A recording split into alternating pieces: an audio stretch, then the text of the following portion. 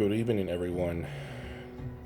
Well, so here we are again with what I had promised you guys. It was a second component that I was looking for. As you guys know, for just because, to be quite honest, there was a lot of talk on my thread in regards to what's better, what's not better, what's you know superior or not so much. So I started to hunt down something that would put an end to this entire he said she said conversation. As you know, I get pretty sick and tired of people giving opinions about equipment they have never owned. To me, that's simply just not valuable. For me, I live with this stuff. I live with everything that you see here. So I don't really gain anything at all from telling you one thing or the other. At the end of the day, my opinion comes from personal use. With that said, I introduce you to my new speaker, Sasha DAW. Now you're looking at the speaker that has made a lot of noise. As you all know, I had before the Alexia 2s, right? So it's time to step it up, right? And a lot of you have been saying, "Oh, the Alexia is incoherent. The Alexia is no good. The bass is terrible. It's muddy. It doesn't have this. It doesn't have that. The DAW is better, or it's not better, or it's easier to place, or not easy to place, or whatever you guys, said." I mean, it was a lot of talk, but most of this talk came from, again, people who didn't have the product. They just went to a store and heard it, and they thought that was that was gospel in terms of what they heard. And if there's one thing I've learned about this journey, which I want to be very clear about, okay? If you guys remember me in the beginning, I was switching things constantly as far as doing A and B comparisons. But I've learned now throughout the past few months that that's really the wrong way of assessing components. What has worked for me more now is playing with a component for at least, at a bare minimum, 5 to 7 days straight, listening to music straight every day, music that I know. Then make the switch 5 to 7 days later to whatever other component you want to try. When you do this, your ears are able to tell you much easier what happened. Because I am a believer that your hearing gets tuned or dialed in, however you want to say it, to the component that you have. To a new component that you own, it takes time for your hearing to really begin to get used to the new sound. Before your brain and your ears can begin to tell you what happened, they need to get adjusted and they need to submerge with the new sound. Okay? So, this is an introduction to a speaker that you know is the latest speaker from Wilson Audio. It's a speaker that, quite frankly, I've heard it twice and I was very impressed both times at two different shows. At Expona, I thought it was awesome. They had it with some VTL amplifiers. And I also heard it at the Florida Audio Expo this month. Both were great sounding speakers. The amplifiers they used, it was just awesome. The takeaway was it sounded incredible. But now the big question remains, right? Is this speaker really better than the Alexia 2 or Alexia 1? Actually, I've never owned the Alexia 2, so I'm going to say the Alexia 1, which if you guys see the other videos I have, you can clearly see I had it here in this room, the Alexia 1. That's the question, right? I told you I don't do any of this. Read a magazine, sit on the toilet seat, and then all of a sudden I got a PhD on components, right? I don't do that. To me, reading magazines, it's educational. It can give you specifications. To be quite honest, and you guys, this is a fact actually. When I read a review from Stereophile, the first thing I do is go straight into the measurements. That's the first thing I do, especially with amplifiers. I want to see if that amplifier that they review is putting out the specified power, if it cuts out, if it has issues with, difficult loads. That's the first thing I do. The rest, the other pages, to me, it's actually many times a little more confusing than anything else. I'm not trying here to sound like I have a degree and I'm a sound engineer of some sort. No, I'm trying to explain it to you with easy to understand language, so that there's all this running around they do in reviews, and this 5 pages long, and at the end of the day they couldn't just summarize it and tell you the meat and potatoes of what we want to know. Is it good or is it not good? Does it do something good or does it not do something good? I don't have time for that.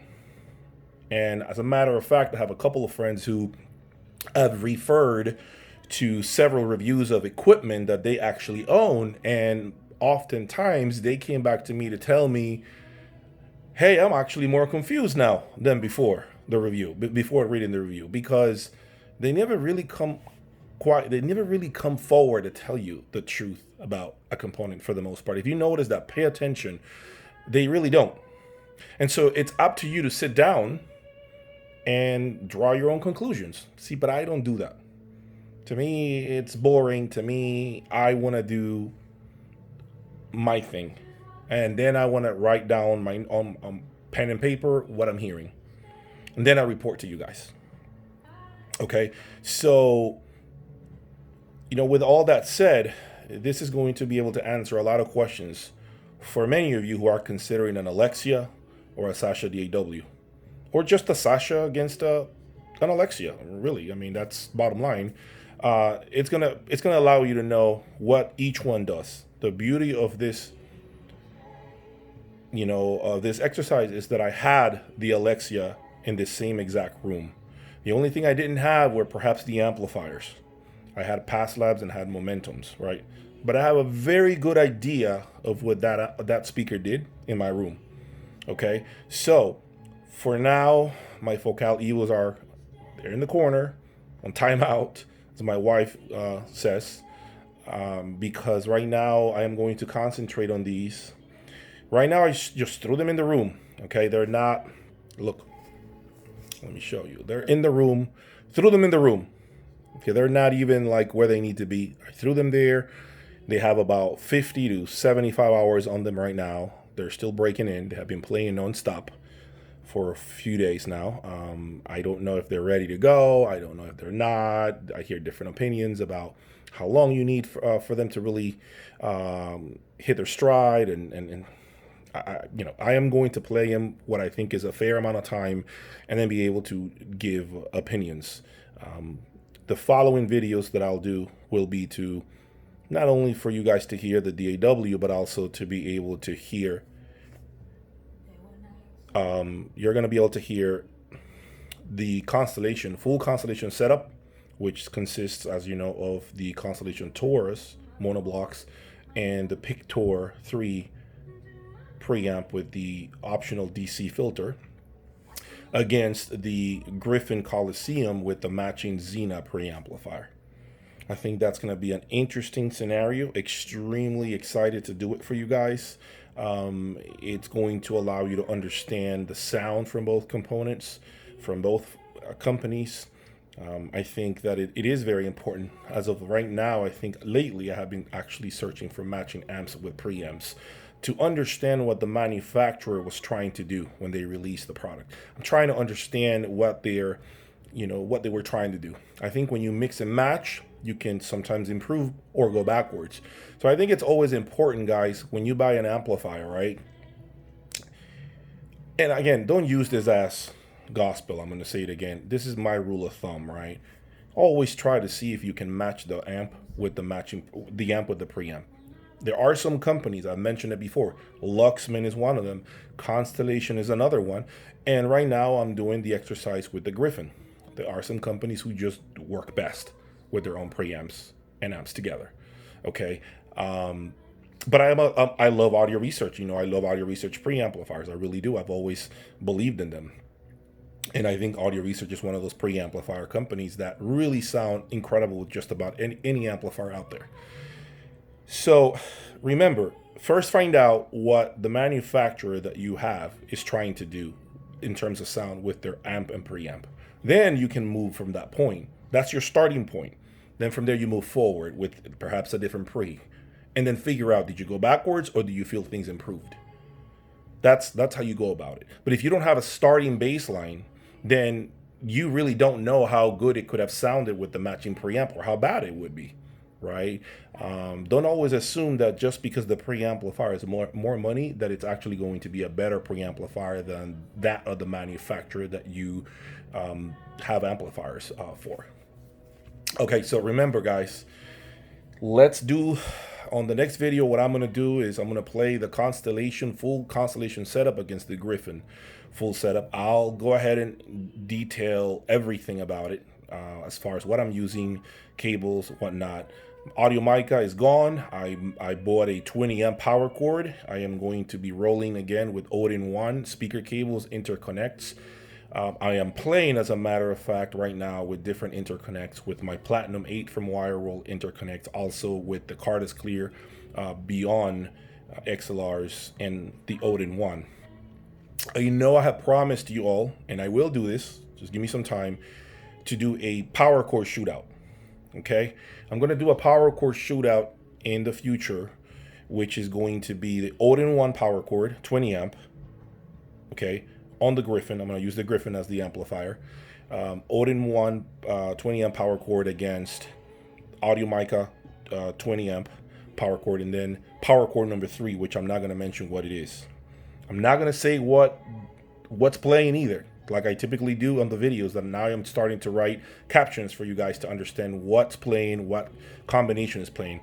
With the power cord shootout, the intent is for me to be able to give you 3 different presentations, and for you all to decide, do you like presentation 1, 2, or 3? Once I have enough comments below, then I'll come in a few days later and disclose which is what. And then you guys will be able to decide, whoa, and surprise probably yourselves with your selection. And I think that's how it should be done. I think this entire thing of knowing what's playing sometimes messes with our head, and we are just biased. We really are. So not knowing, it's really going to allow you to scratch your head if you choose something else. And it might actually make you curious to go out and try that brand of a power cord or cable, whatever the case may be, right? Because now if you select it, it gives you food for thought now. Now you should really be thinking, wait, I liked it. I felt it did something magical. Let me see if I can get one on loan or something and see if I like it here in my system as well. Remember, my findings are based on what I own. So I can't tell you that what I have here is going to be all the time perfect for you as well. I may not like something here, but it doesn't mean it's going to suck in your current setup. It doesn't mean it's not going to work, right? I think that the whole entire thing here is synergy. And I'm trying to get as much synergy out of the Constellation setup and the Griffin setup, and then be able to distinguish them as far as what they do different.